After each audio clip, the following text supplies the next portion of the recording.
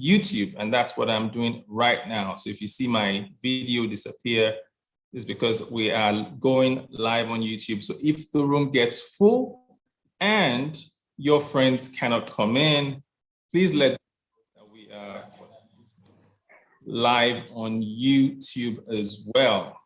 All right, I'm going to make a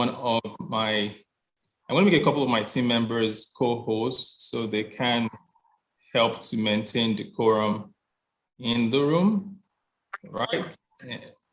Please continue to drop those comments. Let me know where you are at. I can only see Ada from Lekki. Who else is here from Ibadan? Ogomosho. My people from Ogomosho did not log in. I don't know why. Don't they like me? All right. We have for you a power-packed program. And as you settle in, of course, it bears for introduction that I should let you know that you are in the Sunday MindShift therapy, or rather art, if you like. And what we do here is 30 minutes every single Sunday. We've done 13 Sundays this year, but today is special, the Super Sunday. It's going to be 2 hours.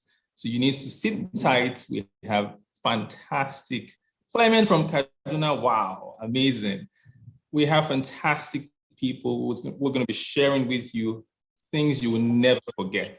And to kick off, I'm going to share, thank you, I can see Wale. Wale, I'm also going to make you co-host, so you can just keep helping me to mute people whose systems refuse to stay muted. So Wale, I'm going to make you co-host now.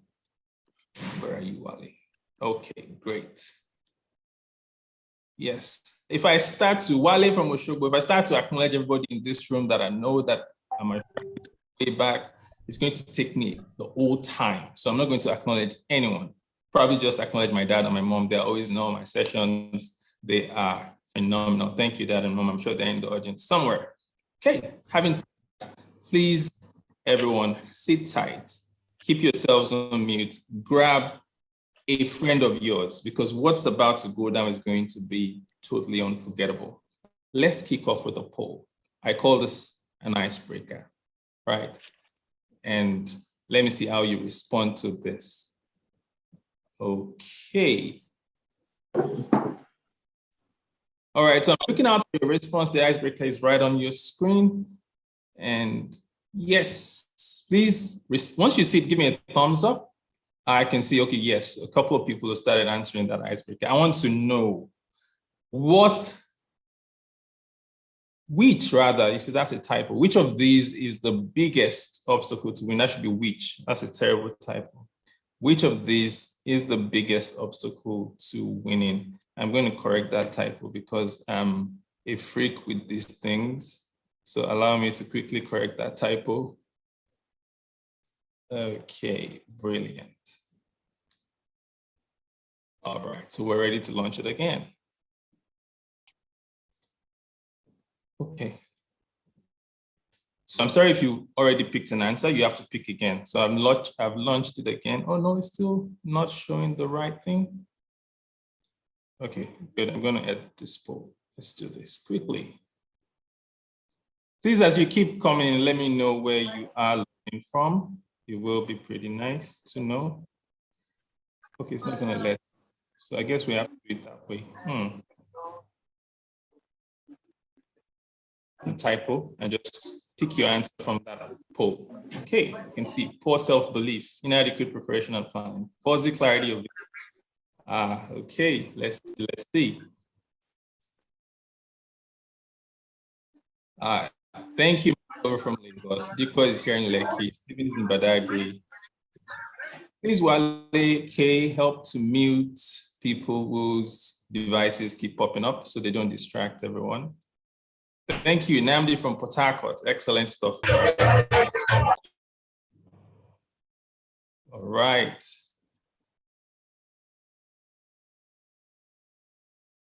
Oh, someone, I got muted. While I look at your responses, I'll let you know quickly. We're going to have Dr. Izini Ekwule go first. I'm sure she's already in the room. After which, we're going to listen to Mr. Chijoke Akukum, and that's the procession, if you like. That's the flow for today.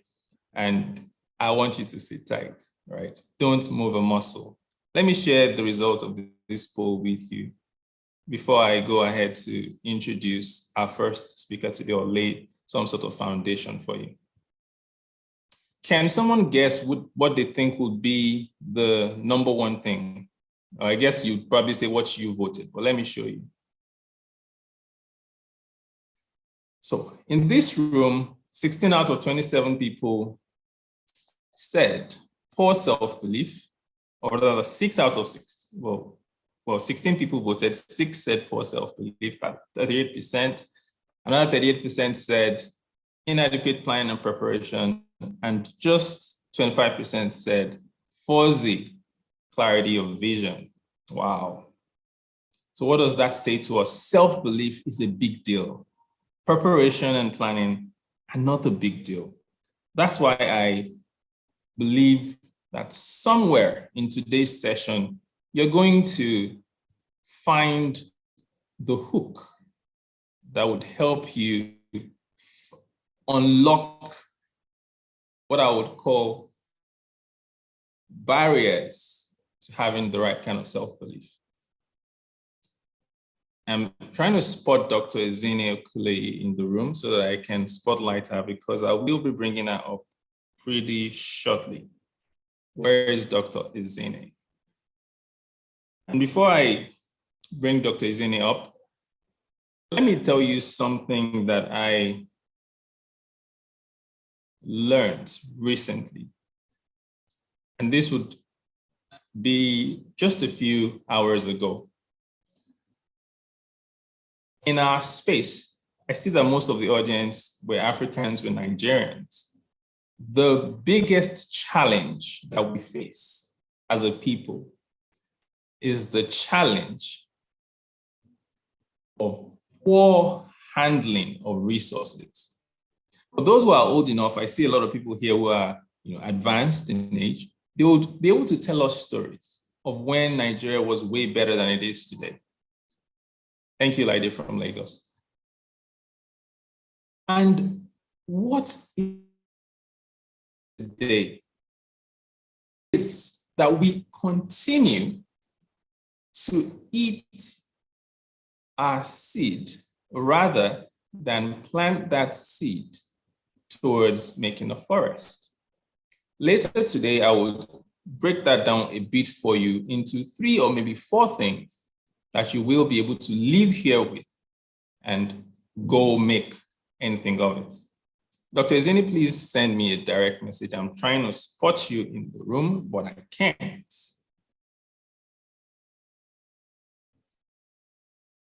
Where is Dr. Ezine? So before I bring up Dr. Ezine, I'll do a quick, for those who don't know or those who didn't follow the entire series of Winning Against All Odds, I'm going to do one better for you by doing a quick breeze through all we've done while I'm spotting. I may not be able to get through it before I see Dr. Ezine on the call. So while I'm doing that, Dr. Ezine comes in, we'll just start. But this is going to help you to sort of have a foundation of what we've been discussing, right? And as you come in, please let me know where you're logged in from. I already see someone from Kaduna. I see Kaduna, Port Harcourt, Lagos.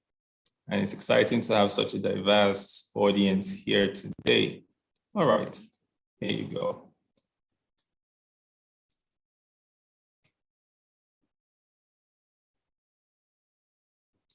If you can see my screen. All right, brilliant. Give me a thumbs up if you can see my screen. We started this conversation first week of March. And we said, why do people feel against all odds? We narrowed it down to 3 things. The kind of site they have. What are they looking at? The kind of belief system they run. The kind of company that they keep. We narrowed down in the first week. And then we moved on to the second week and asked, what is really the perspective of a winner? And these 3 things we touched on very, very critically. We said, a winner always takes action, not just take action. They affirm, they attack and they align themselves with divinity. So that's a subject that we've not touched in detail, but affirm in the sense that you have to keep your confession in the right direction. Attack in the sense that you cannot expect to win if you don't play offense. In fact, that might be the only thing someone here today needs to hear. You cannot win if you don't play some level of offense. Align. All of us in this room, maybe you're listening as a recording, wherever you are a spirit, whether you like it or not, living in a soul and living in a body. Because you're a spirit being, all right, Dr. Izini is already getting in the room. You have the opportunity of aligning yourself with divinity to pursue your course as a member of humanity. If you refuse to do that and you run your own pilot, you may struggle. You may struggle. And that's an important thing to note. I already saw Dr. Izini come into the room, so I'm going to stop sharing for now and tell you a little bit. I'll continue the conversation, but I'll tell you a little bit about who Dr. Izini is, and then we will take her. She will be our first speaker today. You don't want to move muscle because Dr. Izini and I have a lot in common. A while back, I christened myself the mind physician. And I had not met anyone with a similar appellation until I met Dr. Izini, who was also christened herself the mind reformer. And I'll tell you a little bit more about Dr. Izini here off the cover of our book. By the way, we'll talk about our book later. And let me just show you this. And this is, Dr. Izini is a self-actualization coach, speaker, writer, trainer, and a transformational catalyst. She's also an eye care professional with over 10 years cognitive experience. She's the medical director, lead therapeutic optometrist at Eye Spectrum, an eye care service provider located in the heart of Port Harcourt, Metropolis, Nigeria. She's a firm believer that a well-equipped mind can achieve anything. She's married to Kelechi Okoye and they're blessed with an amazing son. We have the opportunity today to listen to someone who this year alone, has graced some extremely important stages, virtual, physical, rubbed minds with, Dr. Izini, please put on your camera so that I can spotlight you, rubbed minds with industry leaders. And well, if I go on to tell you more about what she's done, who she is, it may take me a long time. But please, ladies and gentlemen, I'd like for you to make some noise, give a warm welcome. Now, don't unmute yourselves and make noise. Just put some nice comments in the chat box and help me welcome to the virtual lectern to be our first speaker in the first ever Super Sunday of the Sunday MindShift Therapy, Dr. Izini Okoye. She would have 18 minutes to speak. You have 12 minutes to engage her. So please prepare questions and get ready to ask her whatever comes to your mind. Dr. Izini, you're welcome and it's a pleasure to have you here.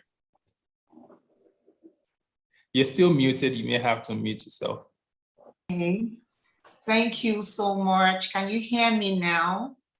Yes, I can. You're welcome. Okay. Good afternoon, everyone. Good afternoon. Good afternoon, D.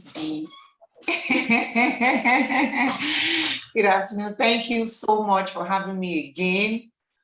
If you are having me back for the second time on your program, it means a whole lot to me. Thank you so much. Thank you, Stephen, Ateyo B. I see that the comment section is buzzing and I really like the energy in the room. Thank you very much. And welcome again to this quarter, like he has told me, episode of MindShift Therapy.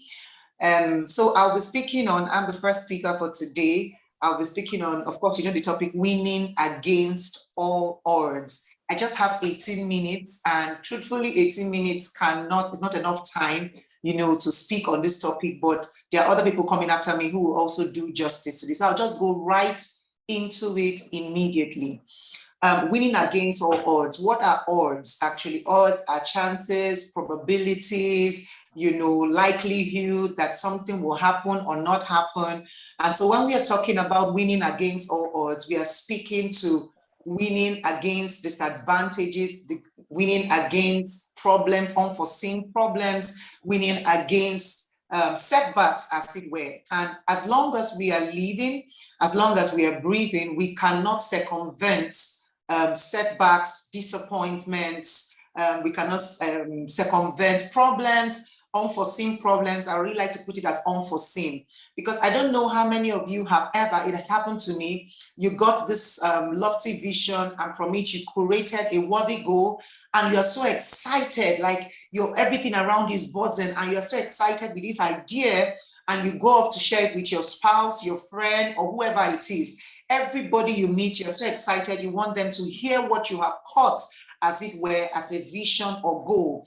And usually when a vision is handed to an individual or a goal, there's usually a quantum of energy that accompanies that vision so that you can take the first step. What usually happens is that when you do not take that first step, within that time where the energy is at its peak, have you discovered that after some time, you no longer have that vibe, that energy to go ahead with that vision? The reason is simple, that the energy has dissipated. But when you go ahead with that energy, it's like nothing can stand me. I'm going ahead with this idea. And then to your utmost chagrin and surprise, you go ahead and then you meet roadblocks. You enter this office, he says no. You make this call and they say, oh, we are sorry, we can't attend to this at the moment. You call on this person and it just seems like you're meeting roadblocks over and over again. So what we are saying is that as long as we are living, there will be challenges, there will be problems, there will be setbacks, and there most definitely will be unforeseen circumstances. That's a given. But what we are addressing here today is, in spite of these circumstances, unforeseen circumstances, setbacks and disappointments, how do I tilt it to my advantage, as it were? How do I win in spite of these things around? Because truthfully, when you talk about odds, sometimes they are in your favor and sometimes they are not in your favor. The question is, how do I win when it is not in my favor? And that is what we are here to address today. So quickly, I would like to say something. A lot of times we have been told you are in charge of your life. Take charge of your life, be motivated to want more, do more, achieve more, make meaning out of your life. And we all go in these pursuits, right? To making meaning out of our lives. And then while we're on this pursuit, we meet disappointment that we never envisage or we never put into consideration that is going to happen. And why we do that is because we have been sold a lie, consciously, unconsciously, through vocal means and through the digital space. So you go on social media and you see one or two persons doing awesome in their field, on their sphere of influence or in their field of endeavor.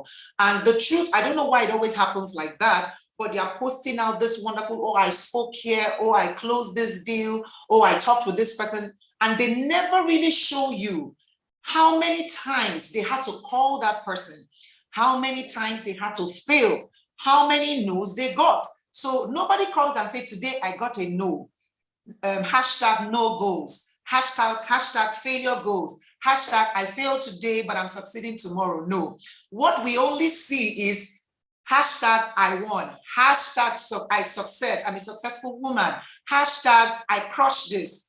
We never really get to see the failure. So because of that, we borrow a paradigm that is not true. And that paradigm simply states that we never get to have setbacks or disappointments on the road to success. And then we have a faulty relationship, as it were, with failure. And this is not supposed to be. Why am I saying this? Is that failure, setbacks, disappointments is a necessary prerequisite on your way to success. What do I mean? If you were to submit a CV, right, to success, as it were, one of the things that success will look through your CV and say, oh, I think you're worthy of working in my company, is how many failures that you've been able to, how will I put it, go through.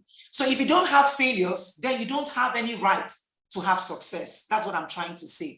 That being said, I will speak to three core competencies, or three values you would need to leverage on or lean into heavily to be a person that wins against all odds. Number one is persistence.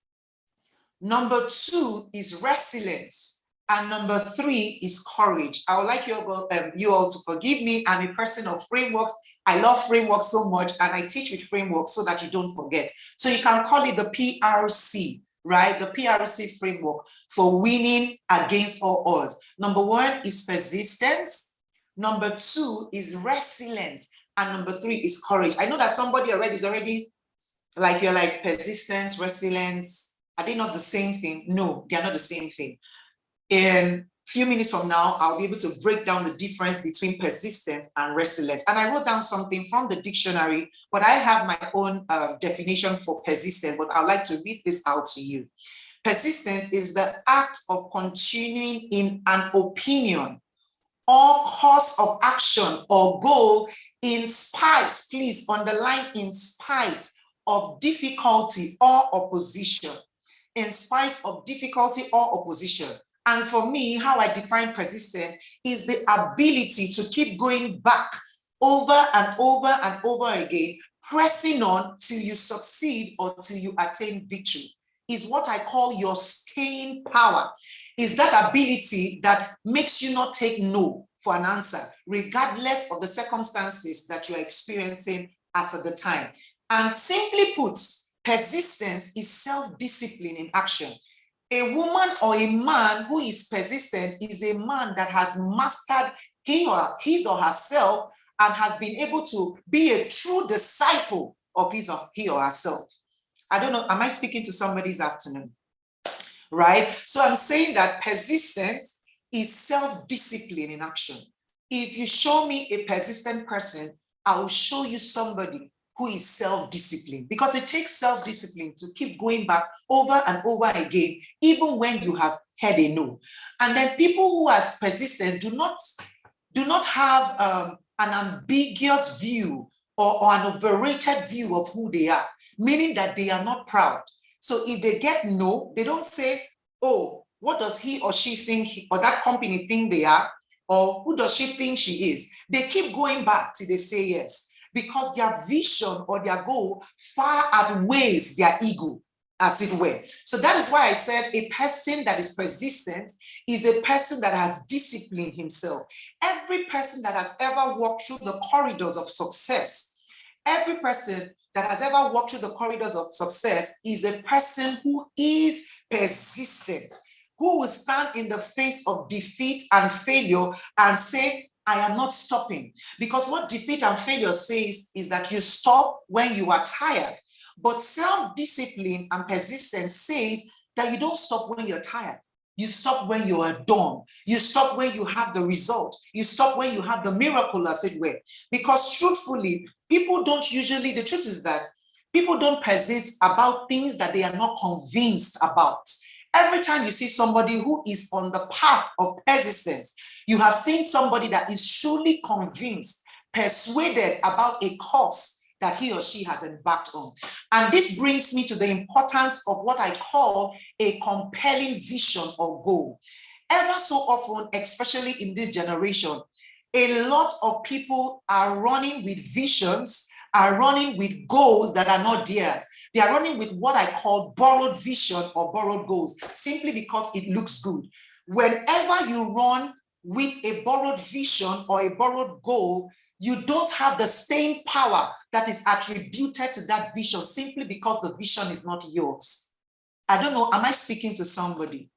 Because when a vision or a goal is handed over to an individual, there is staying power also handed over to that individual, because what you see will propel where you go to.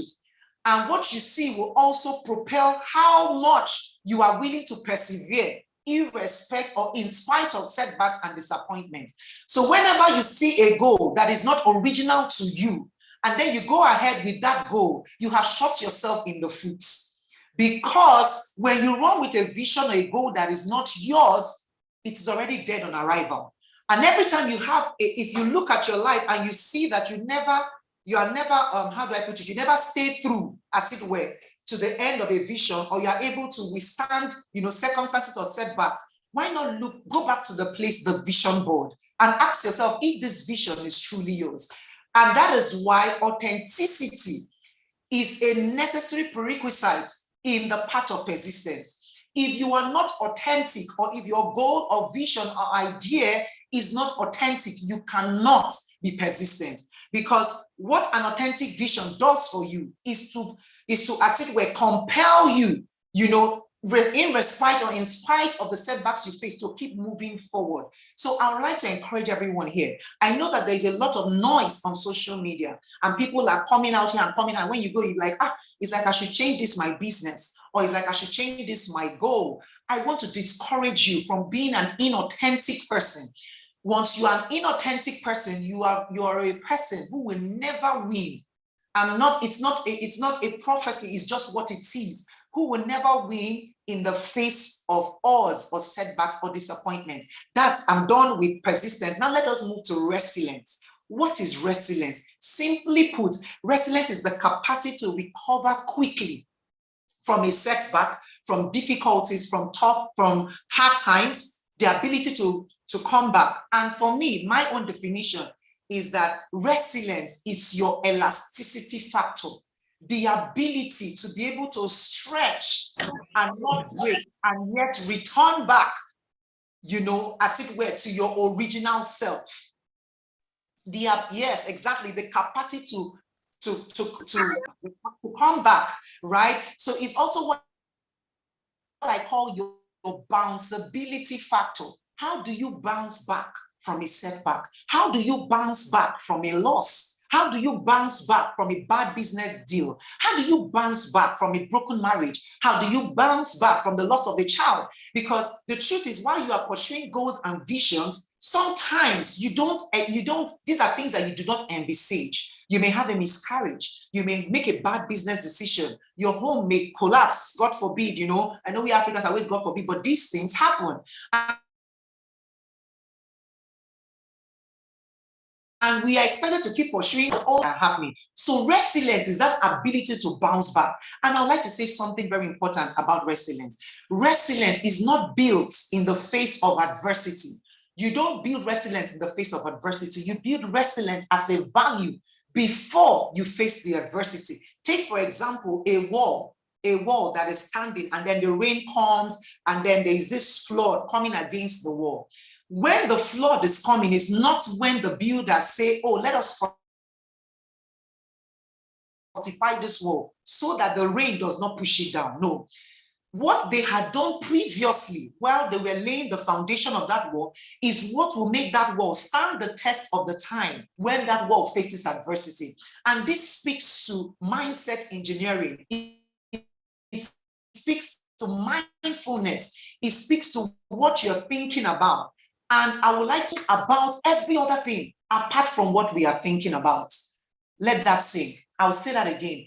A lot of us all we think about is every other thing except what we are thinking about. In other words, we are not conscious of our thought processes. We are not conscious of the state of our mind. We are not conscious of what we are regurgitating over and over and over again. And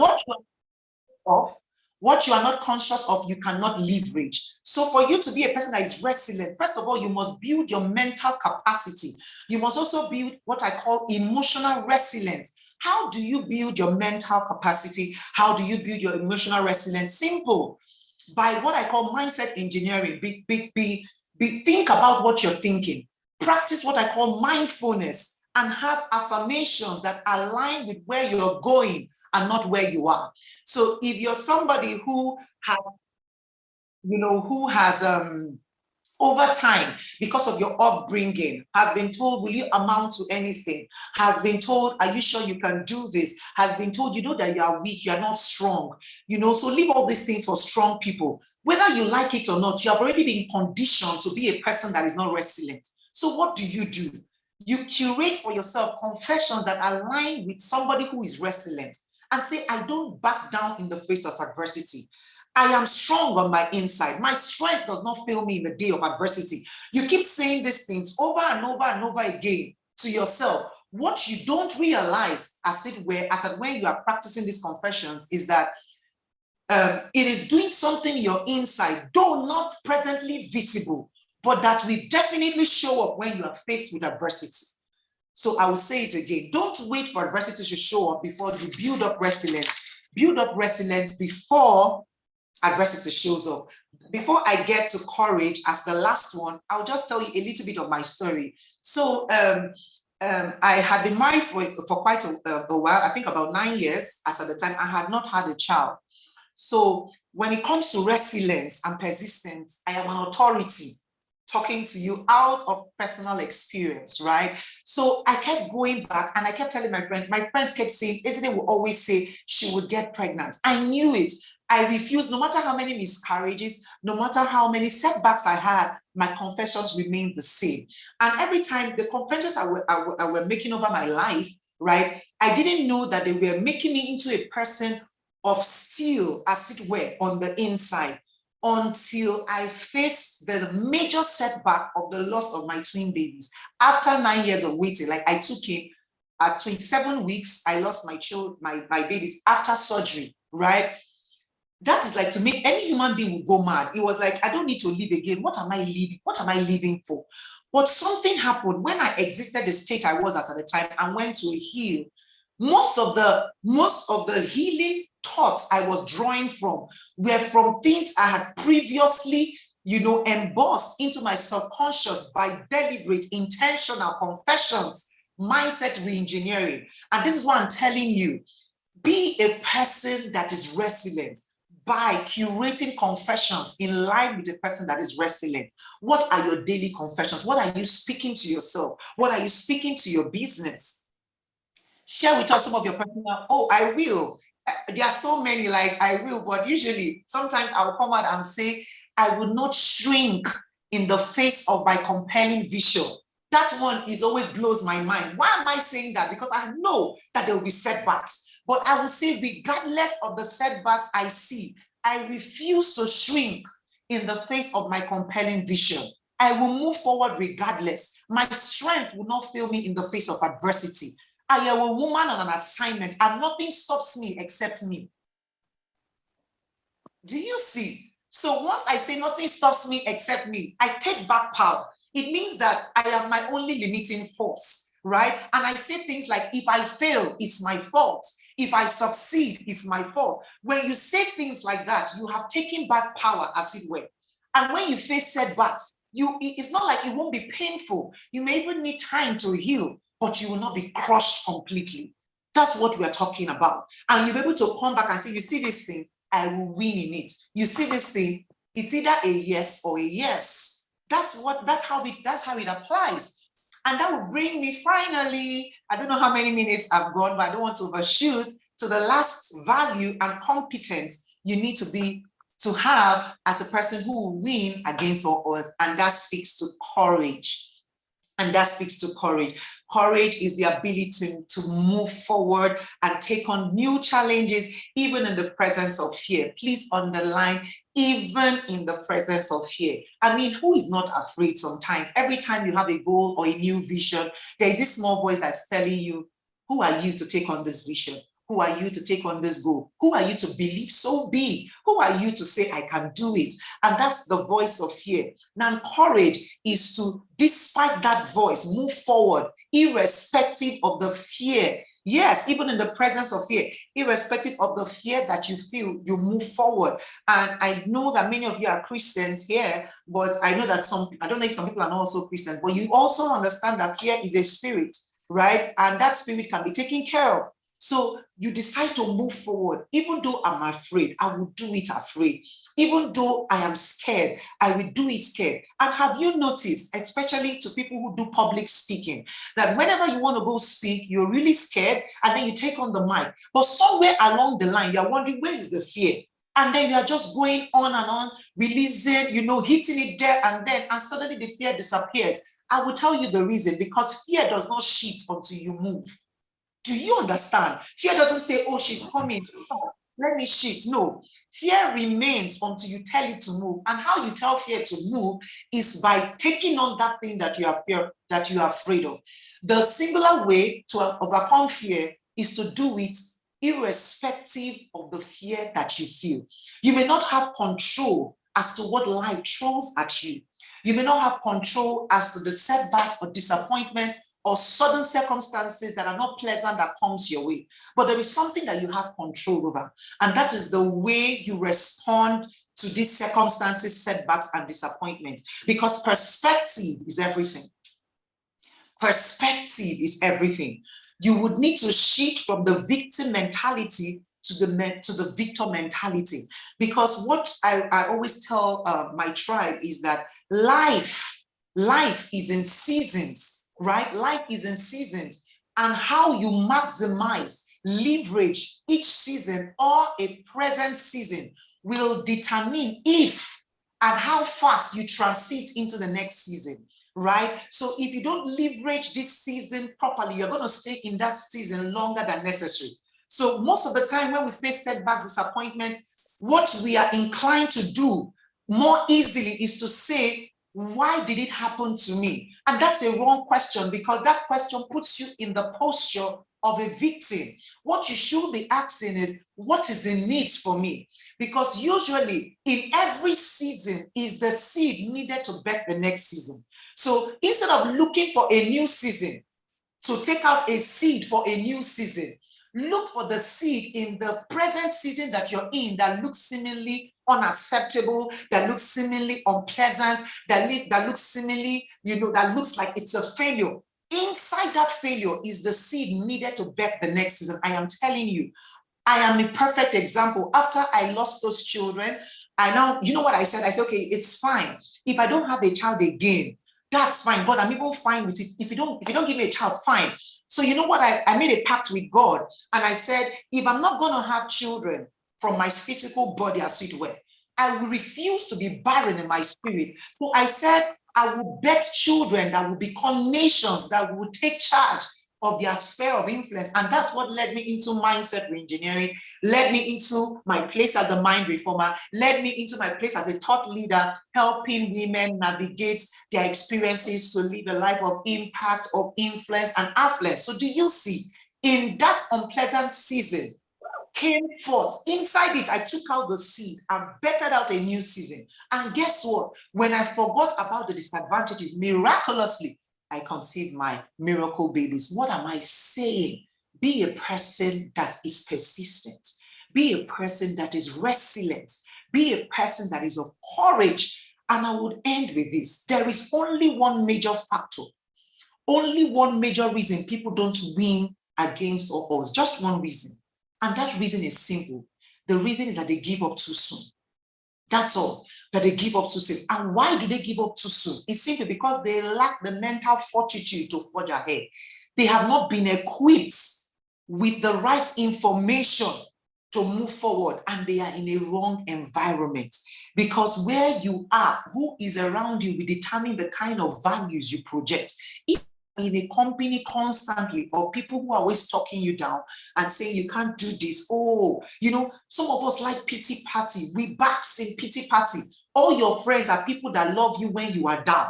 It's a wrong place to be, right? And then when something bad, let's drink tea, sorry. So no. It's okay to take out time and heal, but don't stay there for too long. And don't be a person who is accustomed.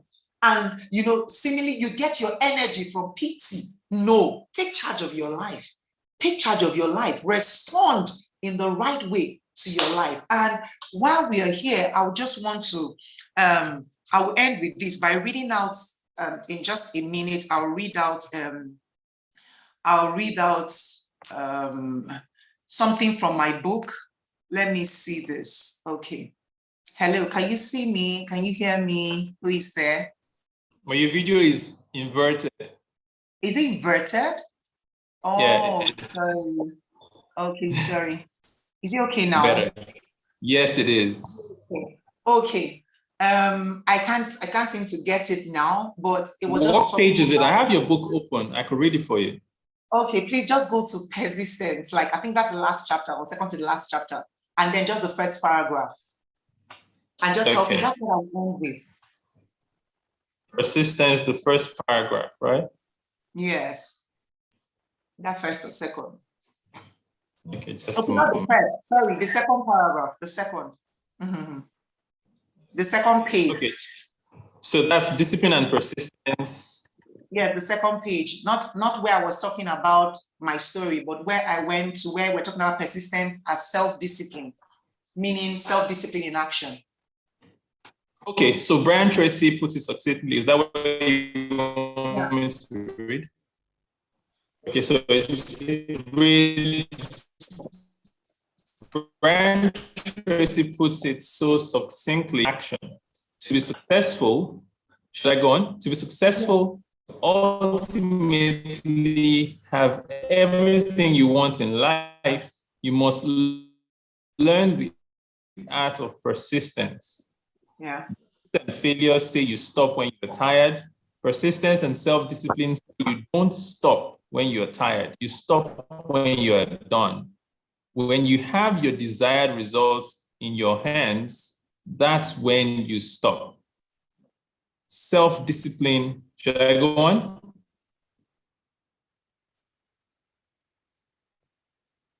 CMR, should I go on? Yes, please. Okay, good. Self-discipline is the value that enables you to show up every time.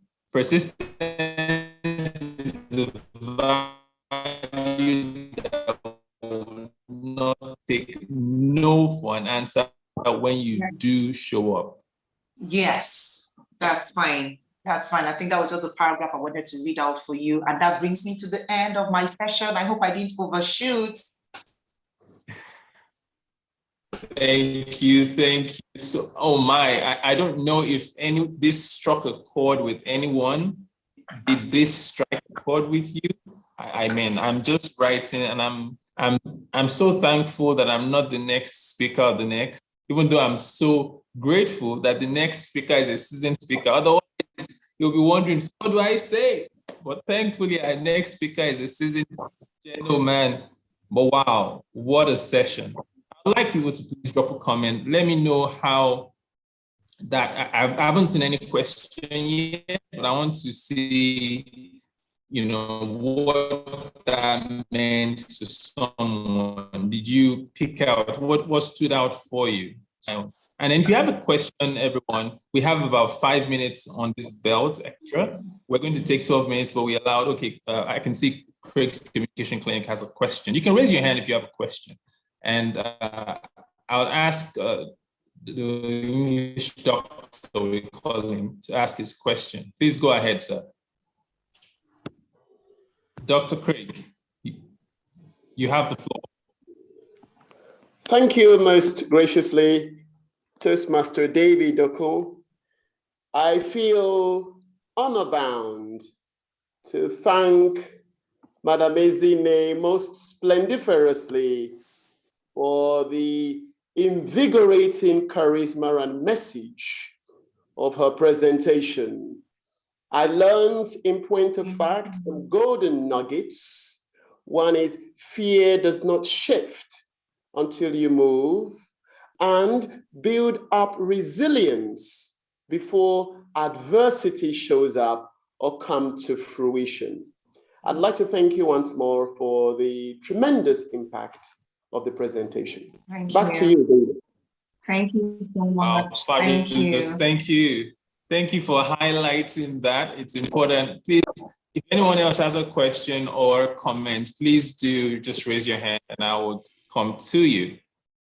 And before just in case we have someone with a question. I like audiences that are very participative. Madam Glover, Maria Glover, please, you may go ahead with your question. Thank you very much, Dr. Okulehi, isn't it? Mine is more like a contribution to this conversation, and I'm super excited to be here. I, do not joke with my Sunday afternoon, but what I've learned today is so amazing. I just kept writing. And this is just an affirmation to what I've learned in this few weeks, because I went away for a leadership women's conference that I paid so much money, about $750 to participate in that. And what I'm doing here is free of charge. So I want to thank you, Dr. Ezine and Doku, for putting this together. I think all of this just goes to reinforce those earlier learnings about the intentionality of succeeding and being a success. And this particular framework, has helped to put things in perspective of what I've learned. And I think learning is a lifetime journey. And I'd like to connect more with you and even with David on how we can actually help people. And I think part of our journey, our personal journey in development, is what you guys are doing, helping people. So I want to say thank you. This framework will be part of my daily mantra, and the affirmation which you talked about. I have developed my own personal affirmation to help me achieve my personal goals. So thank you once again. Thank you. Thank you. Thank you. Splendid stuff. Splendid, sublime stuff. Thank you. That's really heartwarming. That's the goal of this session, to have this sort of fire being stoked in people's hearts and their lives. I'm really moved by that contribution. We can take, okay, I can see Lovely. Lovely has a comment. Lovely is in East Africa, if I'm correct. Lovely, please go ahead.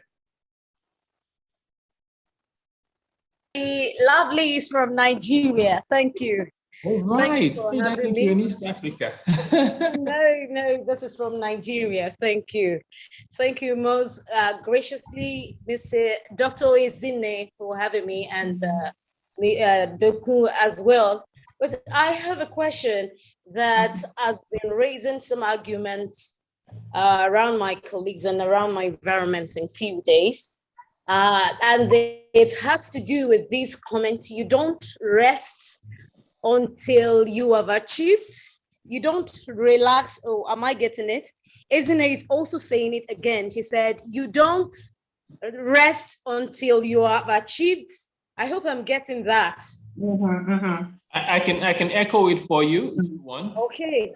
You don't rest until you have achieved. There is a particular way. It says persistence and self-discipline say you don't stop when you're tired, you stop when you're done. Yes, you don't stop when you, thank you. You don't stop when you are tired, you stop when you are done. Then this has been raising a lot of questions. Does it mean that when you are breaking down, you just continue? Or when you don't have a way, you don't have a headway in what you are doing, you just continue? Because she mentioned at a point that you need to relax and rest. So I just want to get, I want her to help me marry both together. Is it that when you are pursuing a goal, you shouldn't just leave it at all? You should just continue, even when you are having some bottlenecks on the way. Should you just continue that way? Please, can you enlighten me? Thank you. Okay.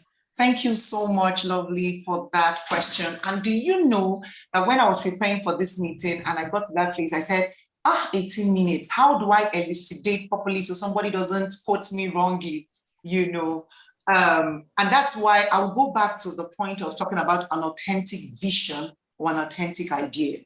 When God hands you an authentic vision, an idea, or a goal that you are running with, you are not meant to always run on it. It's not a 100 meters dash, as it were. It's a journey. Do you understand? It's a journey. So when we're talking about saying you don't stop when you're tired, we're talking about a final full stop. Do you get? And then somewhere in my book also, when talking in that same chapter, I said, whenever you come back for a setback, that it's okay. I don't know, David, if you can help me look for that I think it's in the persistence chapter. I said there are 3 things you do. Number 1, take out time to heal and rejuvenate. I wrote it there. Number two, ask yourself, what did I do that I will not do again if I face myself in this situation? And number three, what will I start to do, right, to mitigate the losses I have in this situation? Because there is a time for re-strategizing, as it were. So you go back through the drawing board. You're not leaving it completely, as it were. Whenever you leave something completely, I say, I'm not doing it again. Most often than not, it's a borrowed vision.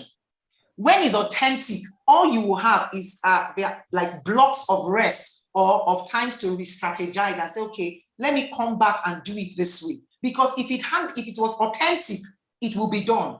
It's only a matter of time. I don't know if you understand what I'm saying, lovely. Okay, can I now summarize that? It means that you don't quit until you've achieved your goal. Exactly. So even though you will take out blocks of rest to re-strategize, because sometimes life can really be overwhelming, let's face it. You know, look, take for example, when I had my loss, I mean, it would be super foolish of me as at that time to say, oh, there's this goal I'm pursuing. No, at that time, there was no goal I was pursuing. The only goal I was pursuing at that time was to heal.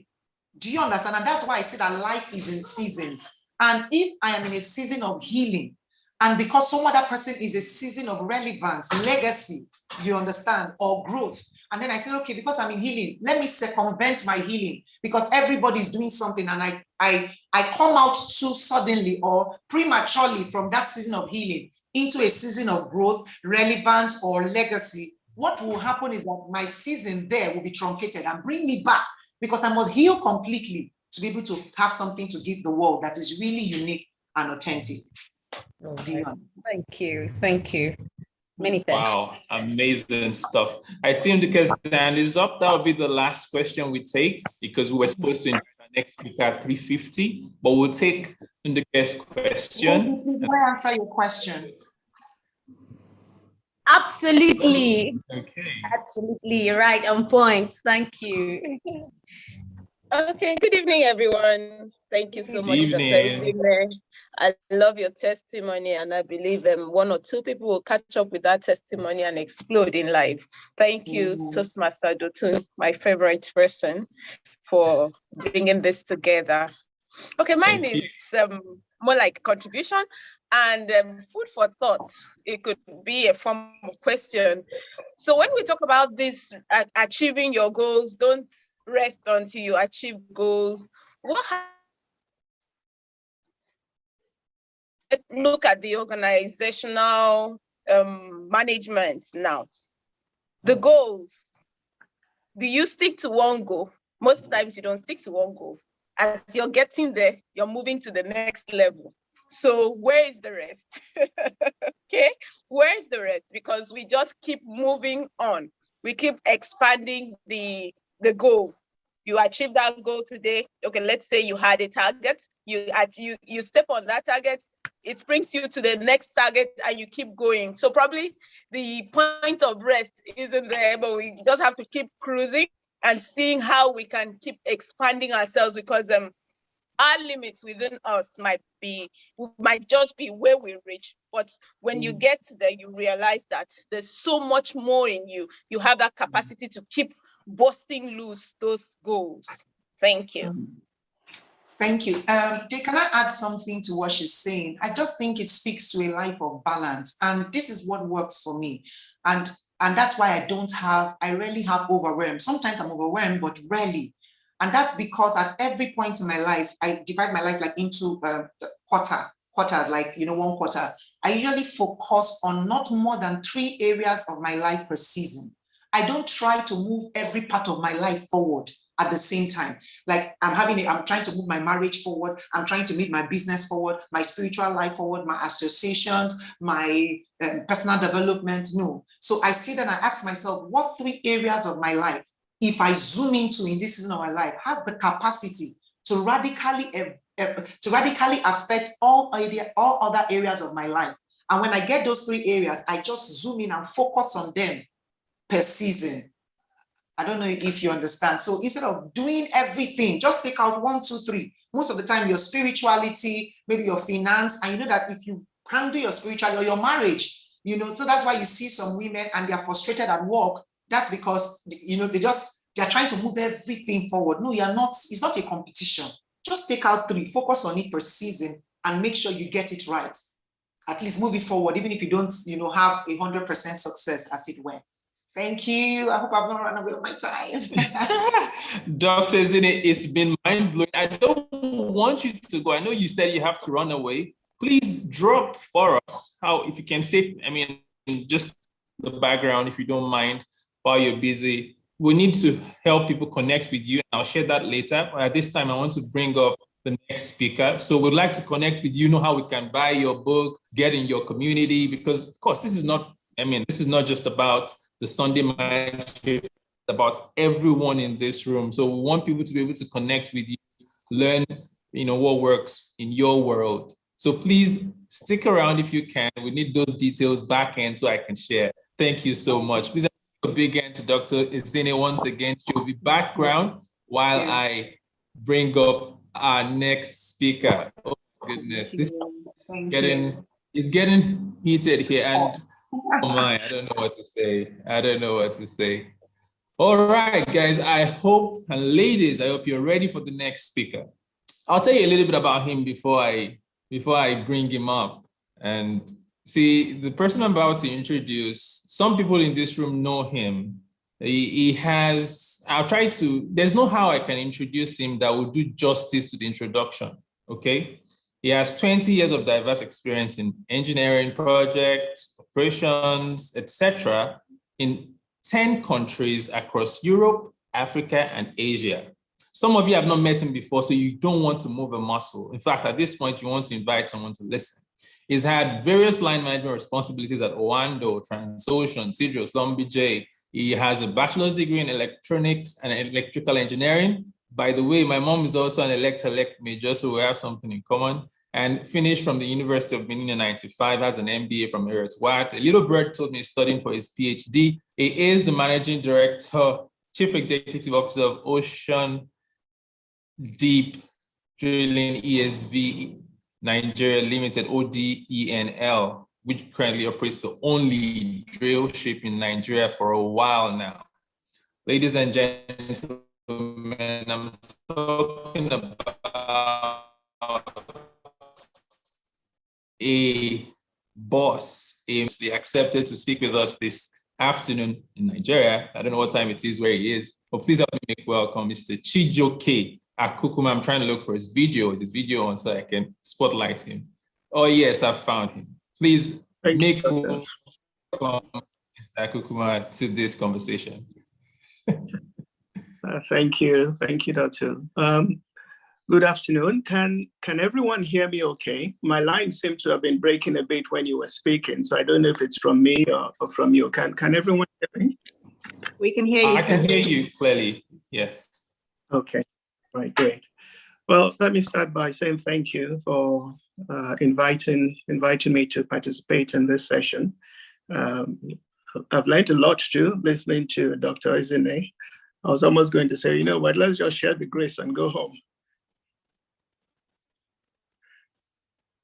But we will continue to speak about a few things that I think will still be beneficial for us. Like Dr. said, my background is I'm an engineer, but I've had a fascination for examining the lives of successful people since I was a teenager. When I was a teenager, I would read books about different people. I would read about Alexander Graham Bell. I would read about Andrew Carnegie. I would read about John D. Rockefeller. I would read about Albert Einstein. I read about all of these people. I was fascinated by their lives and fascinated by what is it that made them, as it were, stand out, achieving exceptional feats in their different areas of endeavor. Was there something that somebody could pick out and you try and replicate in your own life?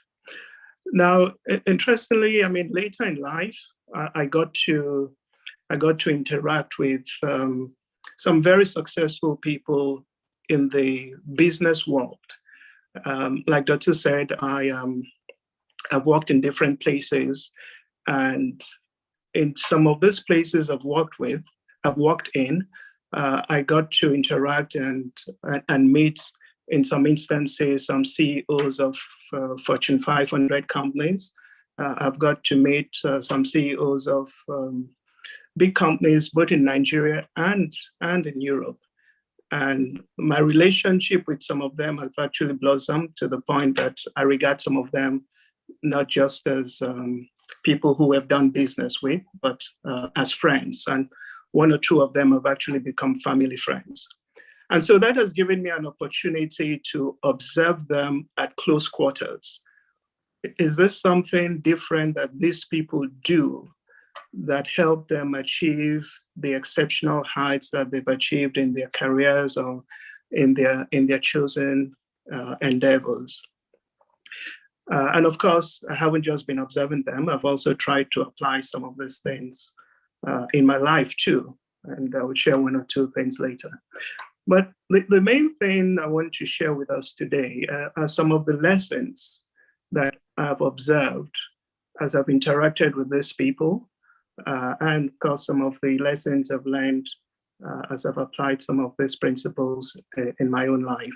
And some of them, in fact, a lot of them have already been touched on by Dr. Ezine, but it wouldn't be helpful if we repeat some of them and I'm able to articulate them in my own words and within the context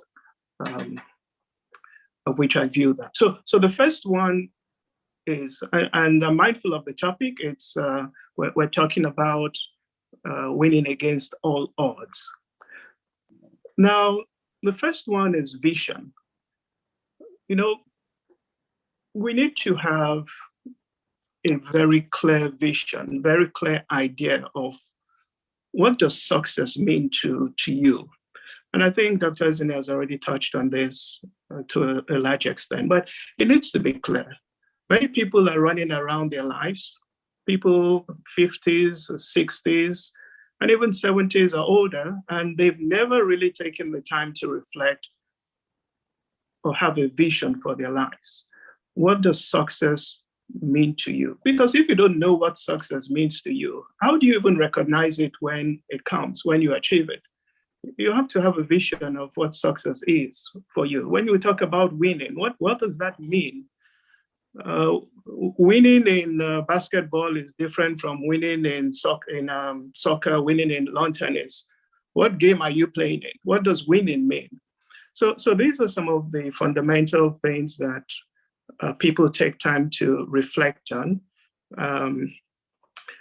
And it's clear in your mind, what does this mean? Success is different, means different things to different people. My definition of success may not be the next man's or next woman's definition of success. And I think that's part of what Dr. Ezine means when she's talking about an authentic vision. You cannot borrow another person's vision. Your definition of success, your definition of what winning means to you is unique to you. And it also makes sense that if you're a person who is spiritual, to also make sure that you define these things within the context of your faith. And I think one thing that is also very important is that in defining what your vision is, or what winning is, it has to be something that is bigger than you as an individual. Otherwise, it's not good enough. In other words, definition of success cannot be that I want to be wealthy, I want to make money, I want to be rich, I want to be a millionaire. What does that mean? If it's all about you and there isn't something greater than you where you're able to impact other people's lives in a positive way, just know that the vision that you have for your life is flawed and is incomplete. Your vision has to be something bigger than you as an individual. You achieving your vision should see you contributing to the good of other people. Now, the next one is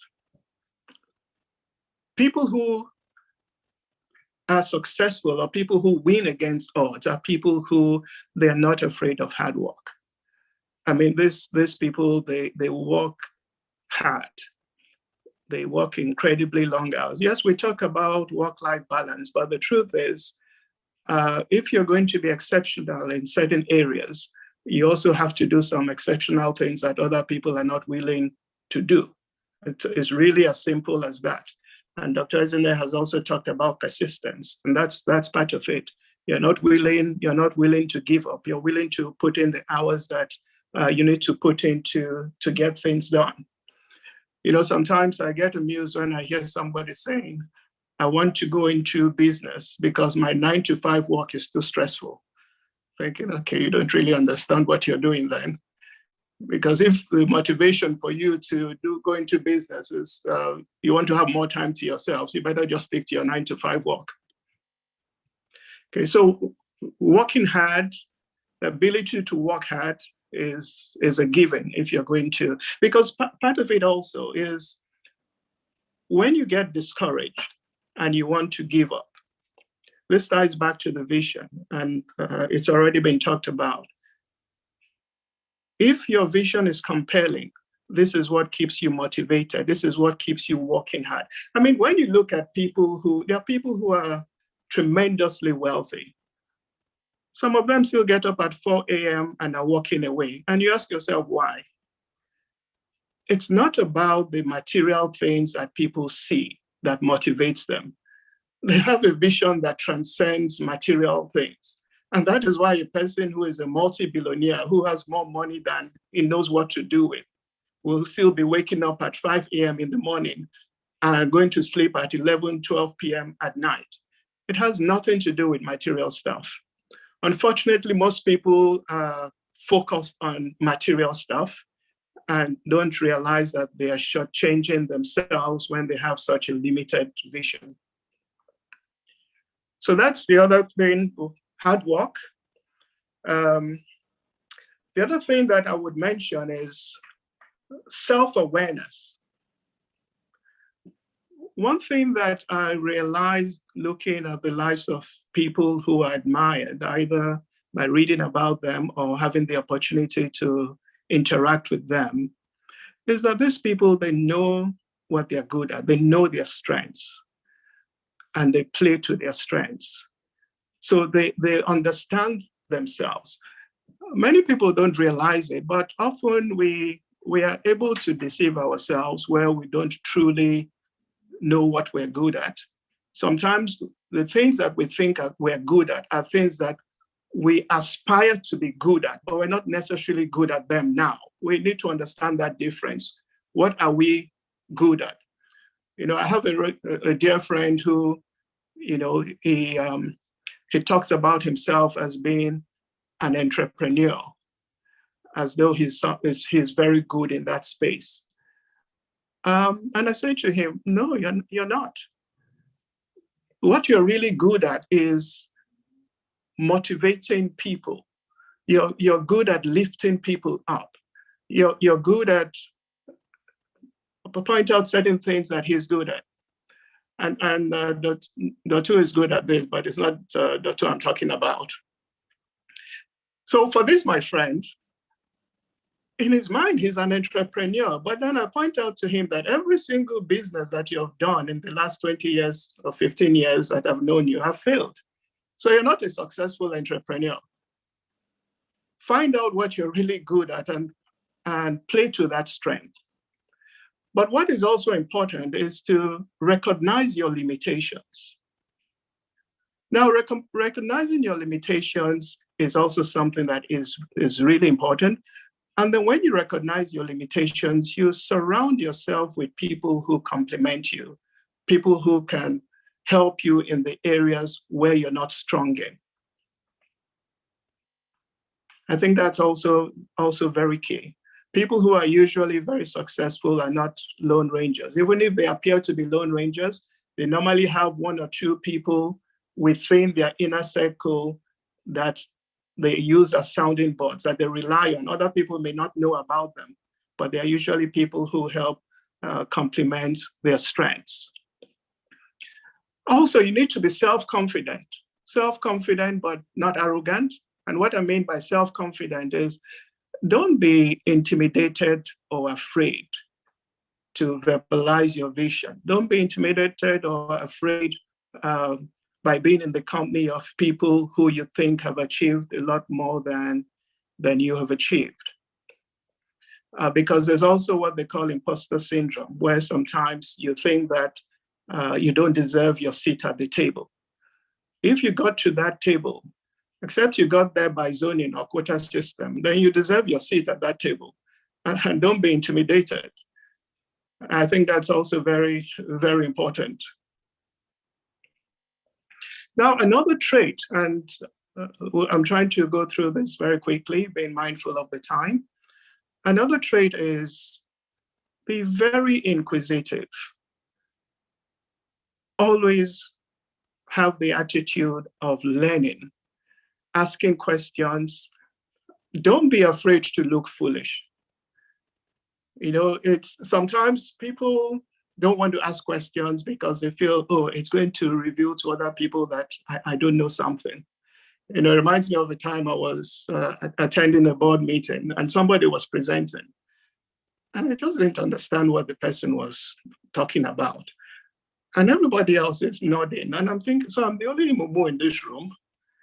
And then I ask a question, and it's clear that nobody else understood. You know, so it's important that we're not afraid to ask questions. It doesn't matter if people think it reveals your ignorance. Guess what? As soon as you have the answer to that question, you're no longer ignorant, and you're able to move on. Okay. Another thing is, don't be afraid to try something new, try something different, challenge the status quo.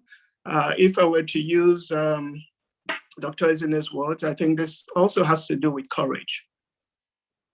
Many times people are afraid to try out new things. People are afraid of failure. Don't be afraid of failure. The ability to handle failure is one of the key strengths of success. They're not afraid of failure. They're not afraid to try and fail. The first business that I did when I initially left paid employment, it failed. I mean, at some point, the business did not have any cash flow and we couldn't continue to employ people. I had to go back to work. At some point, my wife was the one sustaining the family. So it was a failure. But the lessons I learned from that business were invaluable, because the next time I took a shot at business, I had learned some very serious lessons early on that helped me to succeed the next time I tried it. And it's also what she was saying, that sometimes people don't tell you what they failed at. They only tell you when they're succeeding. But really, anybody who's been succeeding has failed quite a bit. Which brings me to the next thing, is to fail fast and fail forward. You know, if you're going to fail at something, fail at it as quickly as possible and fail forward. What I mean by failing forward is, when you fail, learn the lessons you need to learn and move on. So the failure has been a useful experience in your journey of life, and it's not necessarily looked upon as failure. Other thing that is extremely important in terms of being courageous is you need to have the ability to handle rejection. People are afraid of hearing the word no. No is not the end of the world. You know, sometimes people are afraid to ask because they don't want to hear the word no. You know, so sometimes you're speaking to somebody who feels is undervalued where she's working. And then you say to the person, well, why don't you go and speak to your employers and make a case and maybe ask for a pay rise? And she's a bit reluctant to do that. And you're asking why? What is the worst that would happen if you ask your employers for a pay rise? The worst that will happen is they will say no. Okay, so does that leave you any worse than where you are at the moment? Doesn't. So what is preventing you from asking the question? If they happen to say yes, then it's going to be something that is going to be positive. If they say no, you're no worse off than where you already are. So don't be afraid about rejections. Don't be afraid about people saying no. I tell you what, many times before you get a yes, a successful person probably would have heard about nine no's before he gets one yes. It's not easy. So none of these things we're saying are easy, because if they were, everybody would be doing them. But then the thing is to know And then you can choose whether do you want to do them or not, but at least you have the knowledge of what to do. Another thing is ability to recognize opportunity. Sometimes people talk about good luck. They talk about favor. They talk about, something outside of the person that lined up properly for the person to be successful. And I would say to a very large extent, this is very true. There is nobody that is exceptionally successful who has not had some measure of what you would call good luck, who has not had some measure of what you would call divine favor. But what is equally true is that those people are able to recognize when it's happening and take advantage of it. Because there are many people who also have good luck. There are many people who have had equal divine favor, but have failed to take advantage of those opportunities. So what we call good luck or divine favor, many times is like somebody opening a door for you. You still need the courage to walk through that door. There's sometimes the door will open and some people will walk past, they will not go through the door. But usually there's this aspect of good luck, I'm calling it good luck, where a door opens, a door of opportunity. There are some people who, if good luck slaps them like Will Smith, they won't even recognize that the good luck is there. So it's important that we also recognize opportunities when they come our way. I was reading about the likes of Warren Buffett. He had the good fortune of having an excellent tutor in Benjamin Graham. But guess what? He was not the only one that Benjamin Graham taught. Why weren't all the other people Benjamin Graham taught, why are they not billionaires like him? Bill Gates was very smart. We know what he did with Microsoft. But guess what? He also had some good fortune. His mother was on the board of Microsoft. She opened the door for him. She was the one that told the Microsoft CEO, why don't you give my son a chance? And the son actually had a good product. Not everybody has the mother on the board of Microsoft. That was a door open for him, but he took advantage of that door. You also have people whose mothers and fathers are on the boards of companies, but they haven't taken advantage of that. You have Jeff Bezos.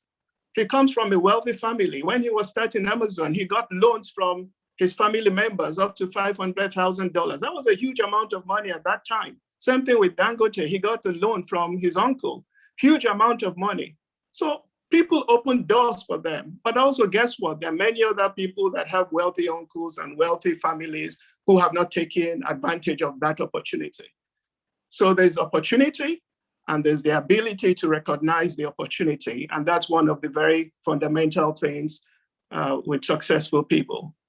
In my own experience, between 2010 to 2017, I still work. I'm the MD of ODNL, but I'm not a regular employee in the sense of an employee. I made a transition from being an employee to an entrepreneur, investor, between 2010 and 2017. So from being an employee, by 2017, I was involved in businesses that collectively employed almost 1,000 people that were generating revenues of over 60 billion naira a year and deployed assets in Nigeria of over 500 billion naira. Now, I did not suddenly become smarter in that period of time. It was also opportunity and the ability to recognize opportunity. There was also good luck, there was good fortune, but I also recognized the good fortune when it was coming my way. So that's also extremely important. And then I would perhaps end by talking about a positive mindset. And this is the bit that is crucial to overcoming unfavorable odds, because what I've talked about earlier are things that you can categorize as favorable odds. So good luck, good fortune, those are odds in your favor. But guess what? There are also going to be odds that are not in your favor. And trust me, sometimes those ones, they come and hit you on the head like a plank of wood. And sometimes you sit down and you're thinking seriously about your life, and these things happen. Okay, but the way to deal with them is to have a positive mindset. If you're going to be successful and overcome challenges, you need to look at the glass half full, not half empty. It doesn't mean you're an unrealistic optimist. It simply means you're a pragmatic person. You know the condition of things, but you also know what you're trying to achieve. Now, most people who do well, they recognize themselves as problem solvers. Many people have the luxury of escalating problems to people above them. But guess what? It gets to a point where you don't have anybody to escalate the problem to. If the buck stops at your desk and you have to solve that problem. And if each of us begins to see ourselves as problem solvers, we're well on our way to being exceptional in what we do. It's very easy to pass the buck to somebody else. So the positive mindset also, one of the key things about the positive mindset is it has the ability to reframe a problem. So it takes a problem and says, you know what?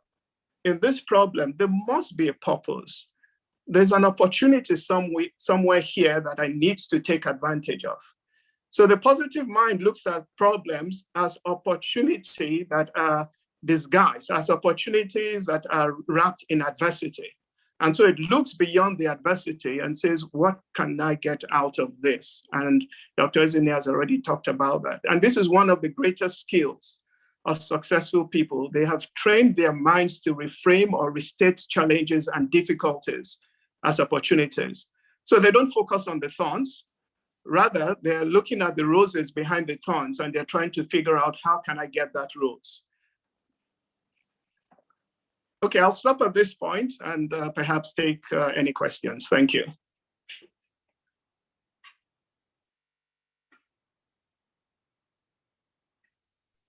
Wow, we didn't want you to stop. I wanted you to tell us how we can take that rose.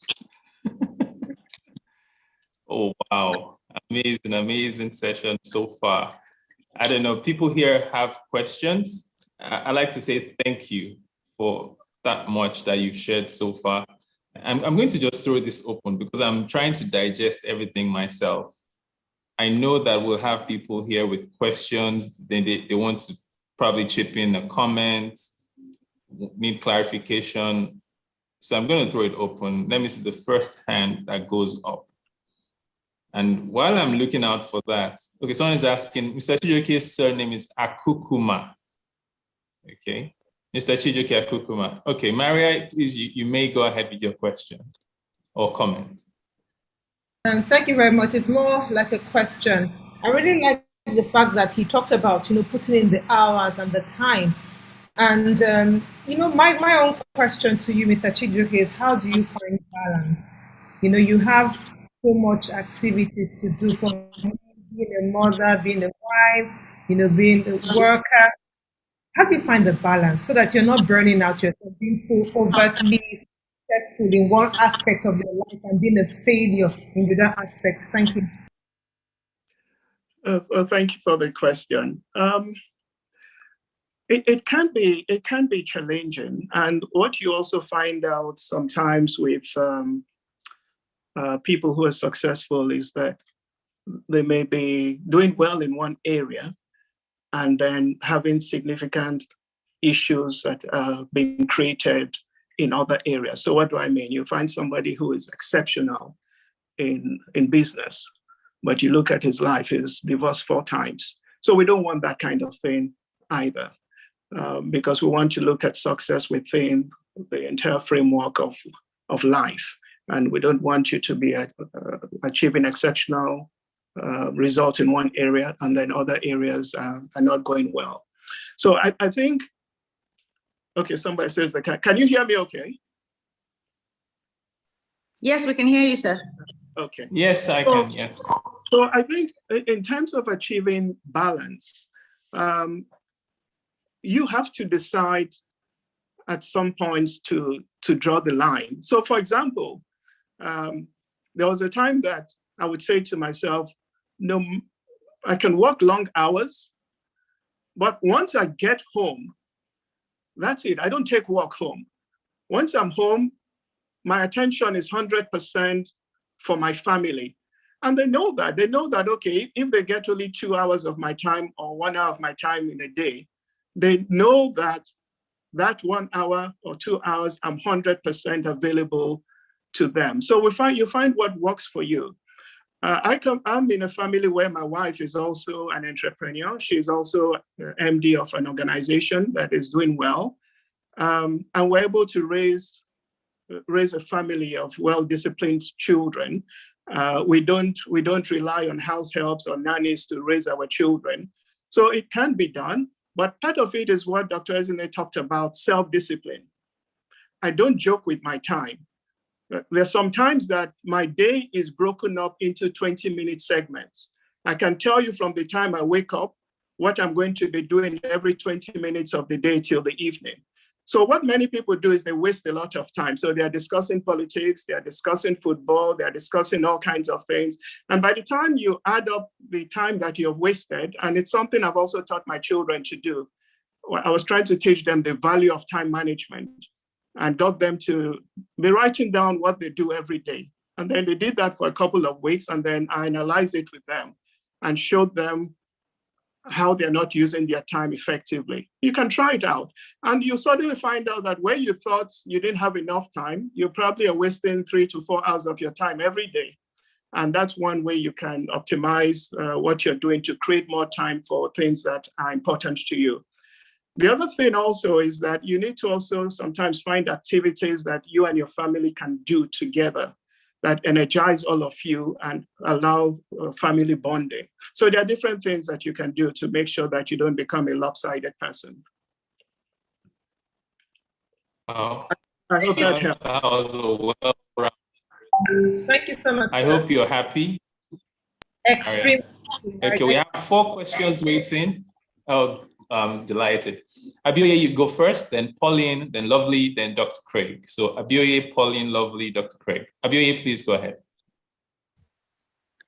Good afternoon, Ted. Good afternoon, everyone. Thank you so much for all that you have shared. I think I have 4 pages here. I've been waiting for you to speak ever since, and I'm particularly glad. So I just wanted to ask, sir, about the area you spoke about, ability to recognize opportunity. I think personally, I recognize an opportunity not long ago, something I've been chasing after, and it looks like it's finally going through. But I also know that it's not something that I can handle by myself. So I know that so sometimes you have to go and have a partnership with someone who you think is bigger than you and can help you, but you're hearing what the person is not saying, and that is like they might just be taking everything that that has come to you. So what can someone do just to ensure that you have the right guide when you have an opportunity that comes to you, especially in the oil and gas industry, where I am a business development person, and when these things come, they do come big, and you may not be able to handle it or have the technical expertise to do so. How do I conquer the fear of a total loss of what you had long been waiting for, or an opportunity that came to you when you least expected it? I'm finding definitely the right guidance. What can one do, sir? Thank you. All right, thank you, Lovely. Now, usually you know what they say about that usually success is the result of opportunity meeting preparation.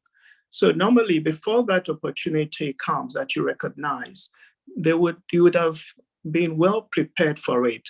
Either you've built up a network of people that could be helpers for you, or you've built up the requisite knowledge, or you've built up the technical competence.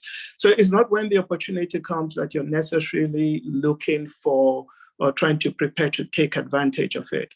So the preparation ought to have taken place before now. However, if you have people who can help you take advantage of it, but the people of questionable character, I would advise just walk away from it. There's nothing that is more painful than getting into bed with people that you don't see eye to eye with. It's an absolute disaster. Thank you very much, sir. Thank you. Thank you. That's a pointed response. And then we'll take Pauline, and after Pauline, we go to Lovely. Pauline, please go ahead.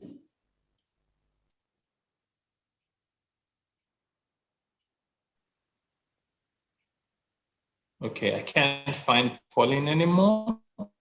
So we'll go to Lovely. I've seen Abioye's hand up earlier, but I don't see her anymore. I was the one who just asked the question, sir. Yeah. Okay. Okay, Lovely, please go ahead.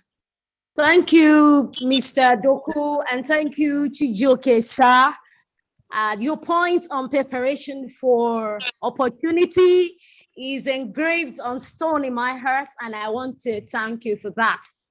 But this is my question, and it's directed to you personally. You mentioned how your first attempt to leave a paid job failed. You virtually went down to zero and had to bounce back again. So I would like to ask, sir, please, because I've heard a lot of people telling me, all from biographies, how they went down to zero level and bounced back again. Sir, can you please tell me, how did you get back to your feet again? Was it that your vision at first was not aligned, was not clear? Before setting out in the first place, was it that your vision was not clear before you set out? And how did you get back to your feet? Thank you.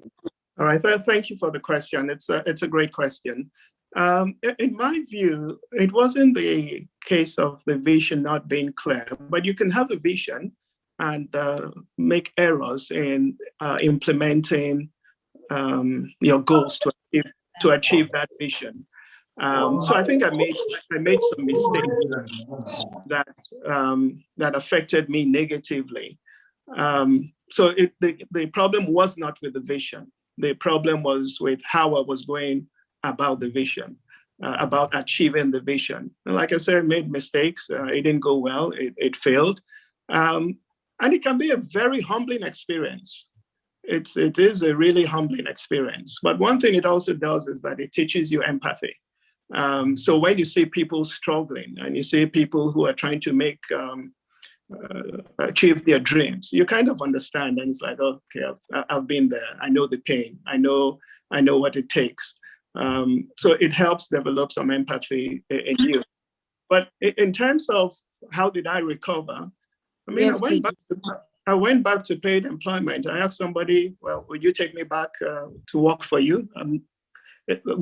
Going from the CEO of a company to becoming the manager in another company, a manager in another, it's not, you will not regard that as a career advancement, but sometimes you have to take a step back so that you can start moving forward again. And that's exactly what I did. All right. Thank you. Welcome. Interesting. Answered. Thank you. Thank you, Lovely, for that contribution. I saw Dr. Craig's hand up at a point, but I think he's dropped his hand now. Dr. Craig, do you still have a question or comment? I'm still here, Pauline. Can I still ask my question? Oh, Pauline, we didn't find you at the time. Please go ahead. Then we'll take Dr. Craig after that. Okay. Good day, everyone. My question is this. While you were speaking, something came to mind, converting opportunity, and those times too, when life seems like things are not working. Now, take myself, for example. I graduated as a mechanical engineer. And my first job, my first interview as an engineer was very, very discouraging in the sense that I was discriminated gender-wise. in the sense that they believe that there are fewer females in the mechanical engineering field. So that was really discouraging to me, that I would say I failed in that time because I had another opportunity, but I didn't see it. When they didn't call me, I assumed that I've met another by a kid just because I'm a female. Now, my question is this. While you were growing professionally and maybe as an entrepreneur, did you have a mentor? What is the place of a mentor? Because sometimes I feel that's my own issue. I've actually gone online to ask, how do you get a mentor? I've tried following some female engineers that are doing well, but you also find that some of these people don't want to even mentor you. So, and now I even went ahead to divert into another profession of becoming a procurement, supply chain professional. There's also somehow linked to engineering, the oil and gas industry. I've worked as a supply chain person. But I know that I have a flair for my engineering aspect where I started from. So my question now is, will you say that mentorship is an assumption? I felt if I had a mentor, it would have helped me. And I'm up to now, I'm still trying to see if I can get somebody that probably, I think maybe for me to recognize where I'm not doing it properly. I don't know if you get me, sir. So do you think what I'm thinking is right? Is it for somebody like me that I feel that I'm actually deviated from what I actually wanted?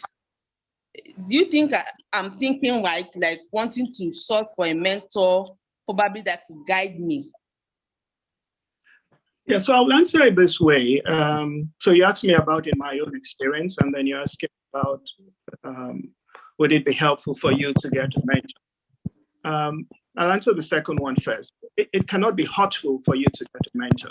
So if you're able to find somebody who is willing to take you under her wings or his wings and be a mentor to you, that can only be a positive thing.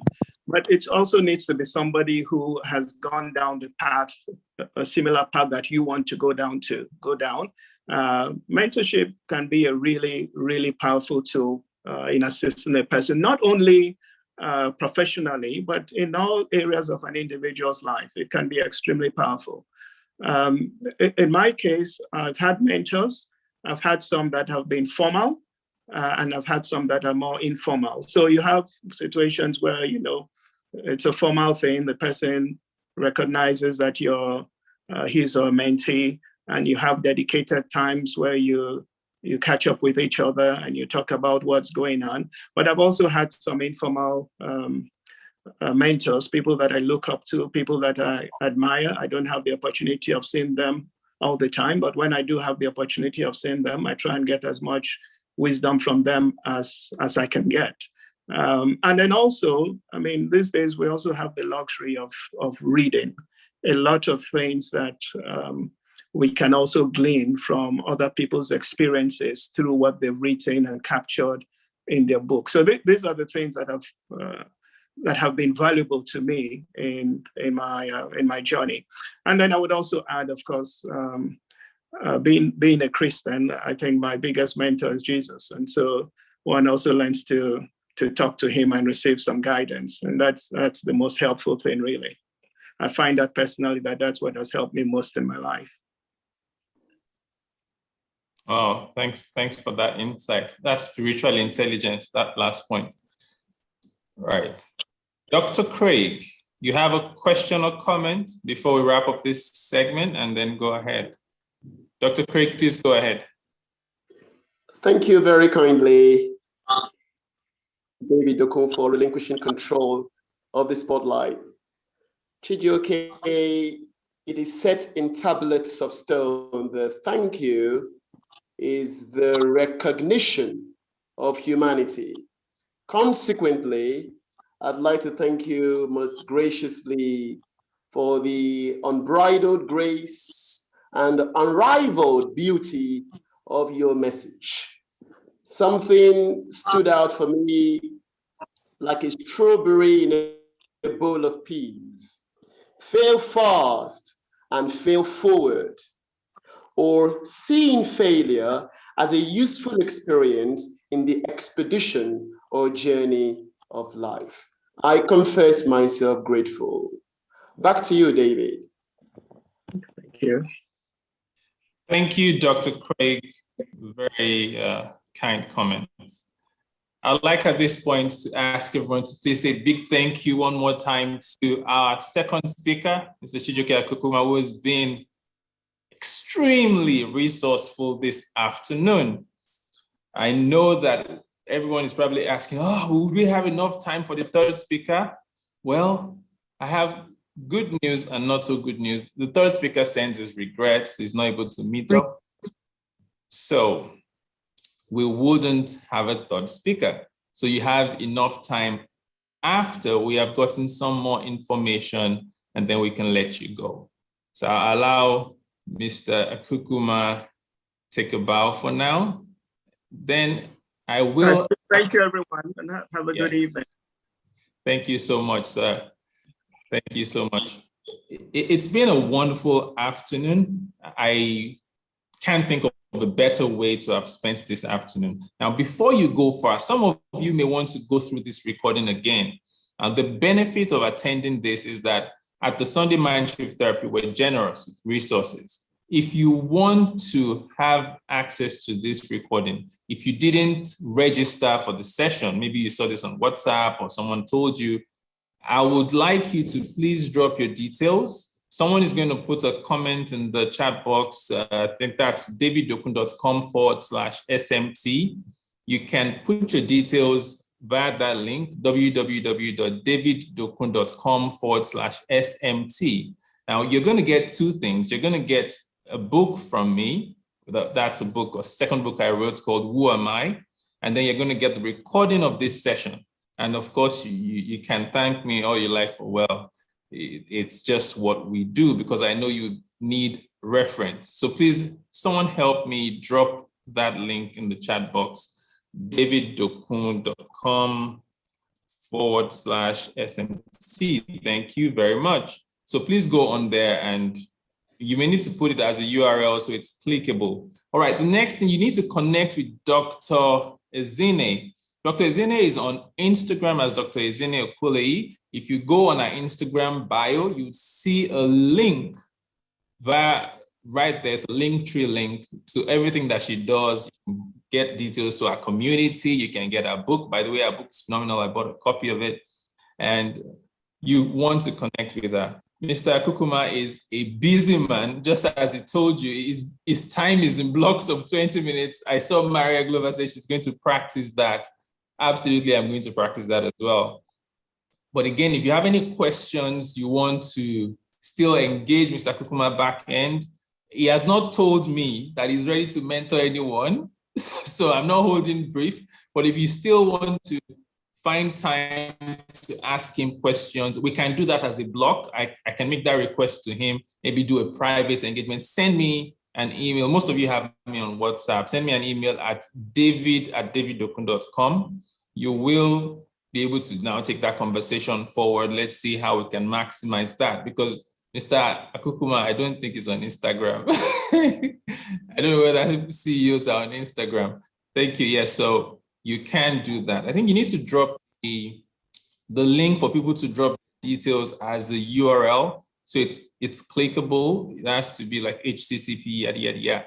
All right, so before I let you go this afternoon, I know you don't have, Mr. Famadun Gostin, you have a comment or question. I see your hand is up. Please go ahead. Or is your hand just up? I'm not sure if. Oh, go ahead. You have a comment or a question, Mr. Austin? I have a comment. My comment Please is go. that, I sincerely appreciate what you have done, and I sincerely appreciate the outcome of today's event. My problem now is that how do I reposition when I know that where am I is not the best place for me, and I would like to reposition myself? What are the steps that I need to take to achieve this repositioning? Thank you, sir. Wow. That's a very punchy, it's a power-packed punch. How do I reposition myself from where I am now to where I want to be? I believe the first thing to do is to have clarity on where I want to be. Okay? Clarity on where I want to be. I'm going to answer your question, and this can help anyone listening to this. 3 things. Number 1, I want to reposition myself. I need to be clear where I want to go. Can you, if they wake you up in the middle of the night, can you tell us where you want to go? That cannot be bestowed upon you or given to you by anyone else. You need to have that on your inside. This is what I want to do. This is where I want to go. Number 2, you need to have the courage to jump. So the clarity can also mean conviction. Okay, so clarity or conviction, that's number 1. Number 2, courage. I've heard a lot today about overcoming the fear of failure. To reposition yourself, you need to let go. Someone says that, I can't remember who it was that said, you cannot move forward by looking backward. All right, you have to have the courage to let go. We are sometimes glued to, someone said, the people like their chains. I find that many times people don't want to let go of the familiar, even though they want the future. The future is always a descent with the familiar. Sometimes you have to let go of what you're familiar with so you can go into the future. And the final thing is consistency. You're going to get there it's not going to be in droves, it's going to be in little bits. One of my favorite quotes in the world is that a big shot, and I want someone to please write this down in the comment section. A big shot is a small shot that kept shooting. I want someone to please note that down. A big shot is a small shot that kept shooting. You have to be comfortable to shoot small shots until you get to the point where you want to reach to. So to reposition yourself in a nutshell, clarity or conviction, courage, and consistency. With those 3 things, you will, whatever it means to you, you will be able to make progress. I hope that helps you, Mr. Famodu. All right, so please, everyone, remember to go ahead, and if you want to get, just for those who want to get this recording, and you want to also get a copy of my book, Who Am I?, which is a phenomenal book. I can't even tell you about it in this session. There are other ways you can connect with me. Those who don't already have connections with me, you want to read my letters. I write a weekly letter every Monday to people. I call it the Monday Medicine. You can get a copy of that. It's usually power-packed. It's a follow-up to the Sunday MindShift Therapy, and on Monday you get it. Sunday MindShift Therapy is every Sunday. So we have about 60 plus people. At some point, we're over 70 in this room. Every Sunday for 30 minutes, we meet here, 3 to 3:30. If you are available, so it's usually a small gathering. So if you can be there, it's usually too much to handle, too hot to handle. You don't want to miss it. Next week, if you're on my mailing list, you get the link to the Sunday MindShift Therapy. It's 30 minutes. There's even a simple link. It's http://the Sunday MindShift Therapy every Sunday at 3 p.m., 3 to 3:30. It doesn't go longer than 30 minutes, so you don't want to miss that. We're starting a new series next week. You'll find out what it is. I've not revealed that, but it always runs. We're running it through the year. We're going to be back for a bigger meeting like this in June. Super Sunday is going to be in June. Before that time, we just have regular meetings, but the next Super Sunday is in June. If you want to join the Sunday MindShift Therapy, you're welcome to join every Sunday, 30 minutes every Sunday, and I'll be happy to connect with you. It's been a pleasure having you here with us. I am sending a trillion tons of apologies on behalf of Dr. Nelson Ayodele, who is unable to be here today. He got caught up with another engagement. He's indeed sorry. He'll probably be with us at another time. Friends, there is a way I like to end every engagement like this. It's not what you know that matters. It's what you do with what you know. I'm willing to wager that a number of us in this room have heard strings of similar types of information over time, but we're still dilly-dallying, we're not yet taking action. You have to take action. Someone says, I want to take action. I don't just feel like it. Now, act your way into feeling. If you just go back, and by the way, you really should get this recording, listen over and over to what the two speakers said. You have more than enough. During your drive to work, your exercise, just keep listening. You have more than enough to equip you to win against all odds. My sincere desire is that this session will be useful enough to you to help you make that transition from where you are to where you want to be. I'm grateful that you chose to spend hours here with us at the first Super Sunday of the Sunday MindShift Therapy.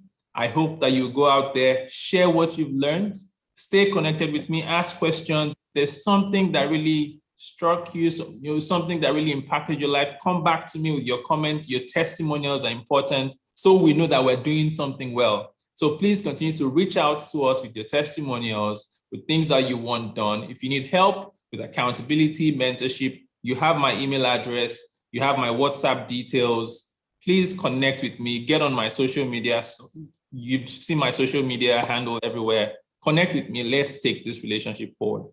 For now, I would like to leave you with our usual end to every session. And it is that you always go from a mind shift, to a life shift. to a life shift.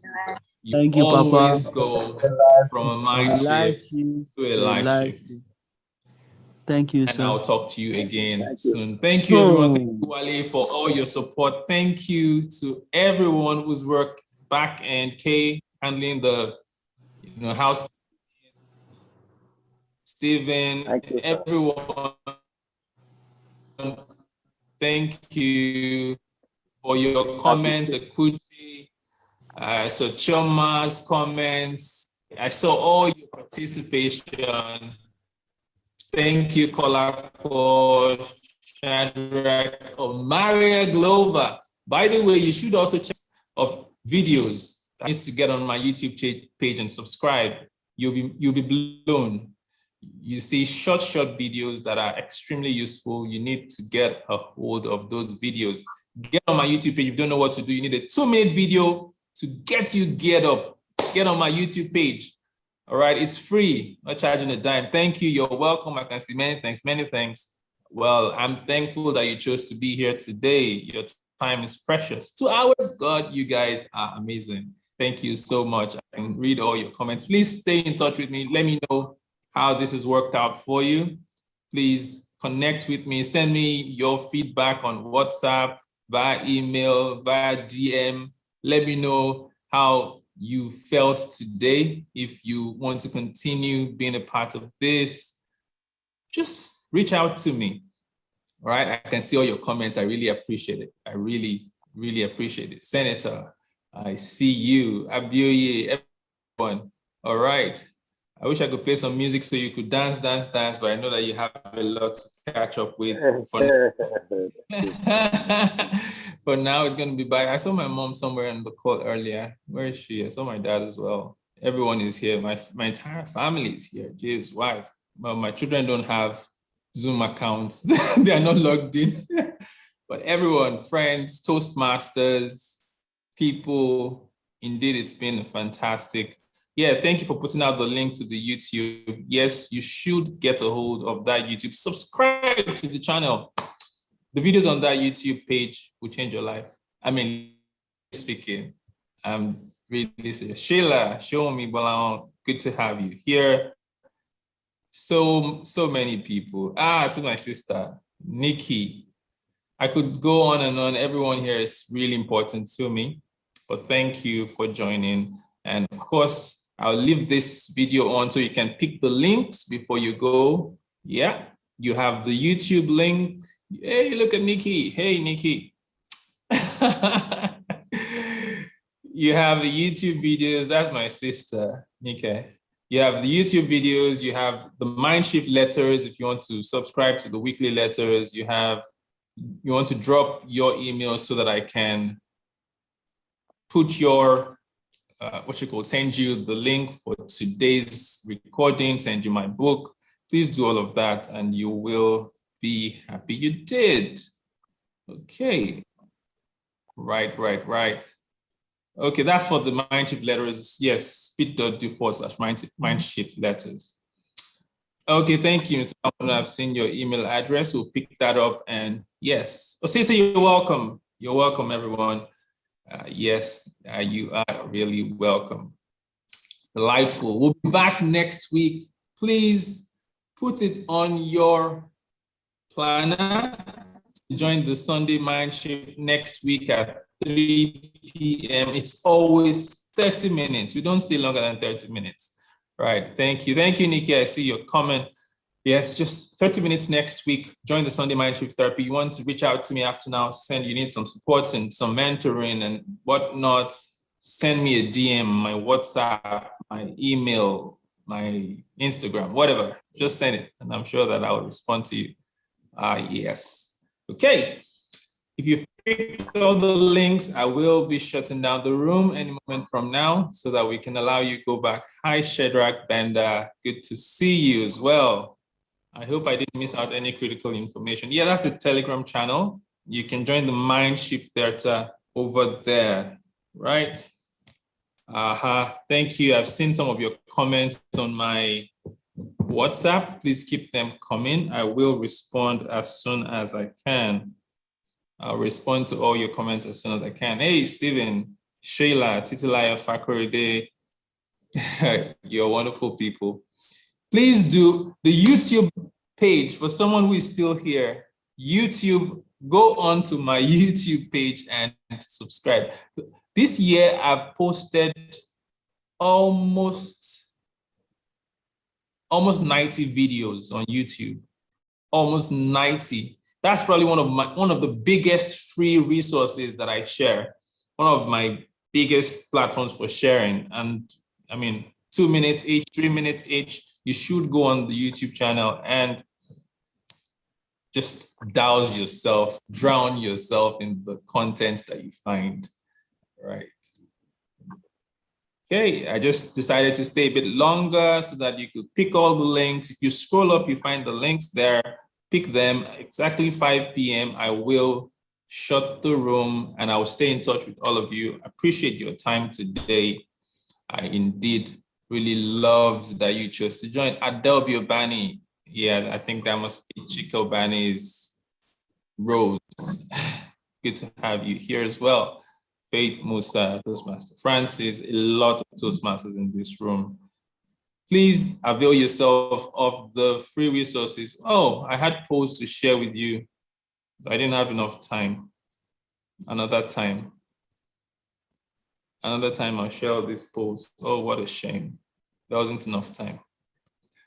Oh, wow.